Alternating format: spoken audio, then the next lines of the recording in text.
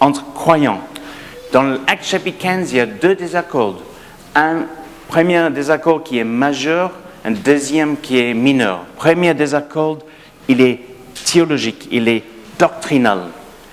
Il est de très grande importance parce qu'il s'agit du salut, notre salut.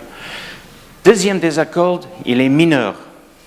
Il est de nature humaine.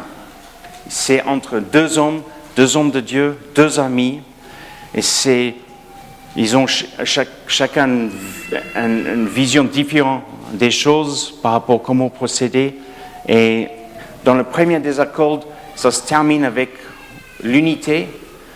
Deuxième désaccord qui est humain, ça se termine avec une séparation. Alors, il y a des choses dans ce texte pour nous à apprendre, parce que les désaccords entre chrétiens, dans les églises, c'est inévitable. Et il faut savoir les gérer. Il faut savoir continuer à cheminer ensemble avec le Seigneur.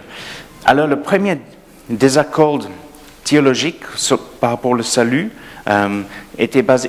La question qu'il y avait des juifs ex-pharisiens disaient il faut être circoncis pour être sauvé. C'est-à-dire il faut appliquer la loi de Moïse pour obtenir la grâce de Dieu.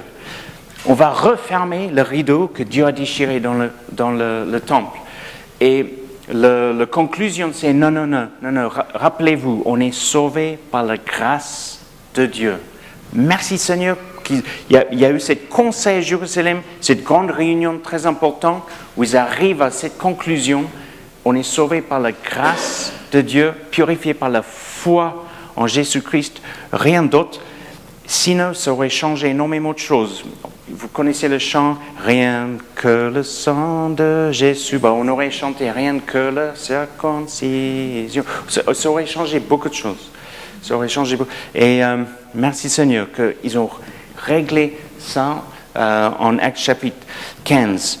Et on reprend ensuite. Paul et Barnabas vont retourner à Antioche et on reprend l'histoire en Actes 15, verset 35. Verset 35. Paul et Barnabas restent à Antioche, continuant avec beaucoup d'autres à enseigner et à annoncer la parole du Seigneur. Ils reprennent leur ministère, ils reprennent leur appel, ils reprennent leur travail pour le Seigneur. Après quelque temps, Paul dit à Barnabas, « Partons, refais le tour de toutes les villes où nous avons annoncé la parole du Seigneur et rendons visite aux frères pour voir ce qu'il devient. » Mais Barnabas voulait amener avec lui Jean, appelé aussi Marc. Et Paul estimait qu'il ne convenait pas de prendre avec eux celui qui les avait abandonnés à Pamphylie et qui ne les avait pas accompagnés dans leur œuvre. Leur désaccord fut si profond qu'ils se séparent. Barnabas amena Marc avec lui et s'embarqua pour Chypre. Paul, de son côté, choisit Silas et partit avec lui, après avoir été confié par les frères à la grâce du Seigneur. Il parcourut la Syrie et la Cilicie en fortifiant les églises. Juste un rappel rapidement, qui est Barnabas? Paul, on connaît assez bien. Saul qui devient Paul, on connaît assez bien. Barnabas, juste un rappel, on lui découvre en Actes chapitre 4. Il s'appelle Joseph. Les apôtres le surnomment Barnabas, qui veut dire homme d'encouragement, l'homme qui encourage. Et le royaume de Dieu a besoin des personnes qui encouragent. Il est un homme généreux. Il vend un terrain et l'argent de cette vente, il met au pied des apôtres pour la distribution de cet argent. Il est un homme généreux. Plus tard, je pense que c'est en Acte 11, on parle de Barnabas comme homme rempli du Saint-Esprit, un homme de foi, un homme bienveillant. Waouh! Rempli du Saint-Esprit, bienveillant, homme de foi. Après la conversion de Saul qui devient Paul, quand Paul trouve la foi sur le chemin de Damas, il vient à Jérusalem pour chercher les chrétiens. Mais les chrétiens ne veulent pas lui parler parce qu'ils ont peur. Il était en train de mettre les chrétiens en prison Ils ont peur de lui et ils ne croient pas. Ils ne croient pas qu'il est vraiment converti. Alors il se méfie, personne ne veut lui parler. C'est Barnabas qui joue le rôle de pont.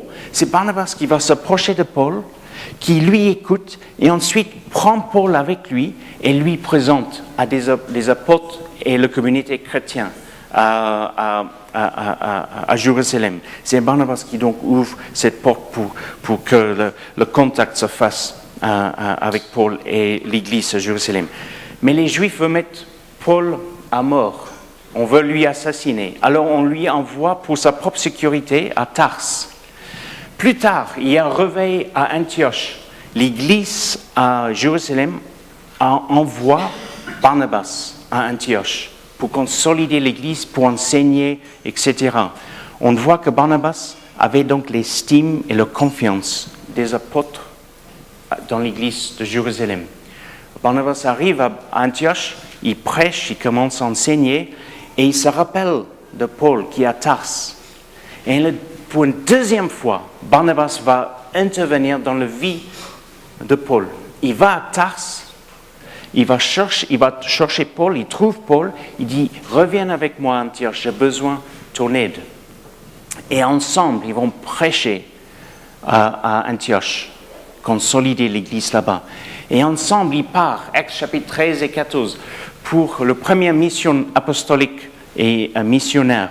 Et ce n'était pas juste leur désir comme ça. Nous lisons dans Actes 13, des prophètes qui ont reçu une parole prophétique. Mets à part pour moi Saul et Barnabas, pour l'œuvre à laquelle je leur appelle. C'est le Saint-Esprit qui les a mis à part pour ce ministère. Barnabas avait l'approbation des responsables d'église et les apôtres à Jérusalem, mais il avait aussi l'approbation de Dieu. Un homme bien. C'est le type de personne que nous voulons avoir tous dans notre famille. Solide, généreux, bienveillant, rempli de Saint-Esprit, rempli de foi. Il a l'approbation des hommes, il a l'approbation de Dieu. C'est le type de personne qu'on veut tous avoir dans notre groupe de maison. Une source de bénédiction dans notre groupe de maison. Le type de personne que tous les responsables d'église veulent avoir dans leur église. Il est un exemple pour moi, il est un exemple pour nous tous. Mais là, il y a un désaccord entre deux amis. Entre deux hommes de Dieu. Ça veut dire que c'est possible entre deux chrétiens qui, tous les deux aiment Dieu, tous les deux jouissent de l'approbation de l'Église, mais aussi de l'approbation de Dieu, peut ne pas être d'accord. Et ce n'est pas un péché. Et ça, des fois, ça arrive. Mais si on veut cheminer ensemble, si on veut continuer à cheminer ensemble, des fois, on est appelé à poser notre vision. Si Nadine me dit, moi j'ai envie de passer les vacances dans le nord, et moi je dis, j'ai envie de passer les vacances dans le sud, qu'on dit, ok, on va passer les vacances dans l'est, ce n'est pas vraiment une solution. Ni l'un ni l'autre, ce n'est pas une solution.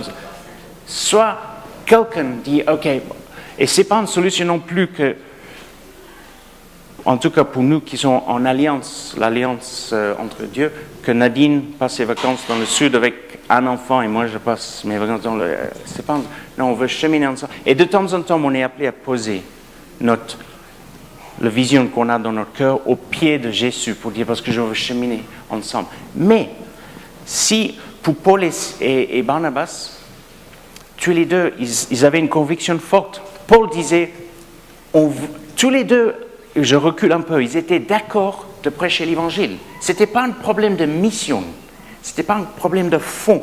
Le fond était bon. On va annoncer la bonne nouvelle de Jésus et ils étaient d'accord même sur le chemin. Ils allaient revoir les mêmes églises qu'ils avaient déjà visitées en Actes 13, 14. Le différent, c'était Jean-Marc. Pour Paul, c'était on y va, mais sans Jean-Marc. Il nous a laissé tomber, il nous a abandonnés. Pour Barnabas, c'est on y va, mais à condition que Jean-Marc vienne, son cousin. Et ils ont gardé leur position et ça a terminé où ils se sont séparés. Ils ont dit, ok, on va cheminer différemment.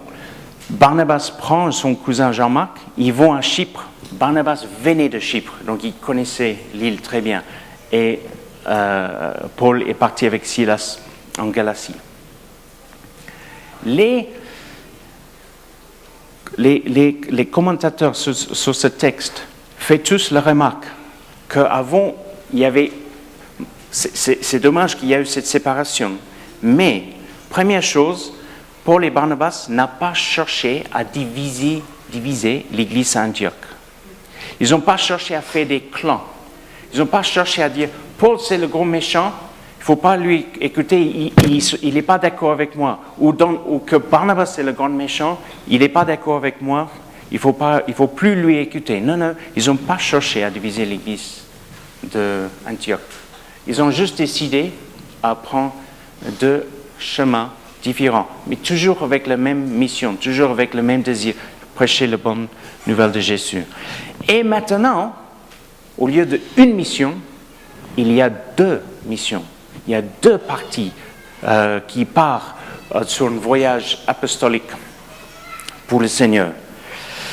Ce qui est très bien, et il faut que je conclue avec ça.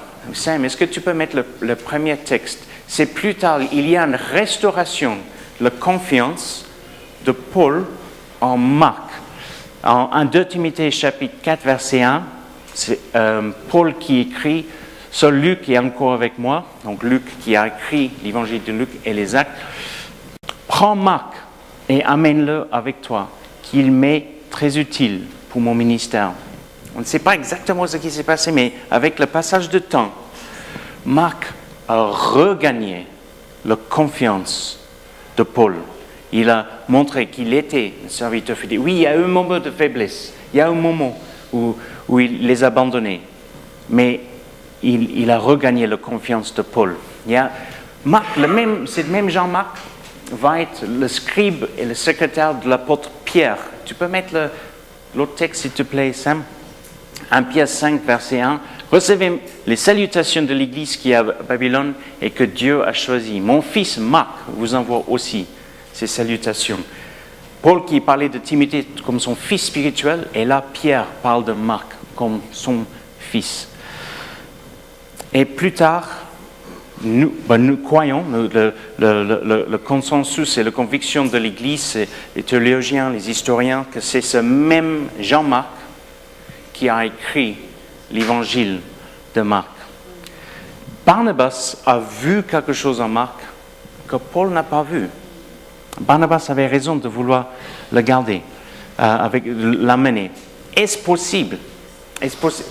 Il est peut-être possible que quelque part, dans le nœud de Paul et son insistance, vous savez, des fois, le Seigneur utilise les nœuds. Est-ce que vous avez déjà postulé pour un travail, vous donnez votre CV et on vous dit « Désolé, votre candidature n'est pas retenue. » Et si la personne est honnête et ouverte, on demande « Mais pourquoi ?» Et il dit « En fait, il vous manquait un petit peu d'expérience dans ce domaine, ou il vous manquait une compétence dans ce domaine, ou il y avait juste ça. Mais sinon, vous êtes un très bon candidat. » Et cette refus nous amène à faire un travail sur soi. Il nous amène à dire, OK, qu'est-ce que je peux faire pour être plus fort dans cet aspect de ma vie? Et j'ai eu plusieurs noms de Dieu dans ma vie. Et c'est des fois ces portes fermées que j'aurais voulu, la porte ouverte, m'amène à me mettre à genoux devant Dieu. Dire, OK, Seigneur, viens œuvrer dans mon cœur. Moi, j'ai pas obtenu ce que je voulais. Quel est le travail que tu veux faire dans mon cœur? Vous savez, Martin Luther a dit, Dieu peut tirer les lignes droites avec les bâtons tordus. Et des fois, nous, on est les hommes et les femmes, on n'est pas droits, on est des pécheurs, enfants d'Adam et Ève, régénérés par le Saint-Esprit. Alléluia. Enfants de Dieu, mais pécheurs. On lutte contre le vieil homme qui veut lever sa tête dans nos cœurs de temps en temps. On n'est pas les bâtons. Je ne suis pas un bâton droit. Mais de temps en temps, le Saint-Esprit peut nous utiliser pour tirer une ligne droite dans la terre avec un bâton tordu. Et peut-être cette note de Paul a fait quelque chose dans le cœur de Marc 11. Il dit, OK, je vais lui montrer. Je peux être fidèle. Je vais lui montrer. Il peut je ne sais pas. En tout cas, ce qui est glorieux, leur relation entre Marc et Paul est restaurée. Et ça, c'est une espérance pour nous. Dans le royaume de Dieu, des fois, on peut être en désaccord. Et nous n'avons pas besoin que ces désaccords dégénèrent en critique ou de mettre en question la foi de l'autre. Et des fois, la meilleure chose à dire, c'est « OK ». Des fois, on peut dire on est d'accord de ne pas être d'accord, mais on va continuer à cheminer ensemble. Mais si le désaccord est trop fort, on est d'accord de ne pas être d'accord et peut-être on va cheminer en parallèle. Toujours dans le but que le nom de Jésus-Christ soit glorifié. Ne rien faire qui peut faire du mal à l'Église de Christ. Amen. Et dans le royaume de Dieu, il peut y avoir la restauration entre amis. La restauration, le respect. Et pour terminer, Paul fait référence à Barnabas en 1 Corinthiens chapitre 9. Et il dit, il parle c'est un contexte, on ne va pas rentrer dedans, mais il parle de Barnabas en tant qu'un apôtre à son égal. Il y a le sens, et que Barnabas fait le même travail que lui, il est un apôtre comme lui, et il fait cette référence probablement 6 ans après leur séparation en Actes chapitre 15. Que nous puissions en tirer la sagesse de ce texte pour nous aider dans notre cheminement ensemble et que dans toutes nos paroles, tout ce que nous faisons, nous pouvons œuvrer pour l'unité de l'Église. Le royaume de Dieu n'est pas une histoire, a dit Michael Eaton, n'est pas une histoire de circoncision, qui était le problème au début de Actes 15. Ce n'est pas non plus des disputes entre des hommes ou des opinions, fin d'Actes chapitre 15. Mais le royaume de Dieu est la justice, la paix et la joie par le Saint-Esprit. Celui qui sert Christ de cette manière est agréable à Dieu et approuvé des hommes. Ainsi donc, recherchons ce qui contribue à la paix et à l'édification mutuelle. Romains chapitre 14, 17 à 19. Je vous invite à vous lever. J'invite l'équipe de louange à s'installer, terminer notre culte avec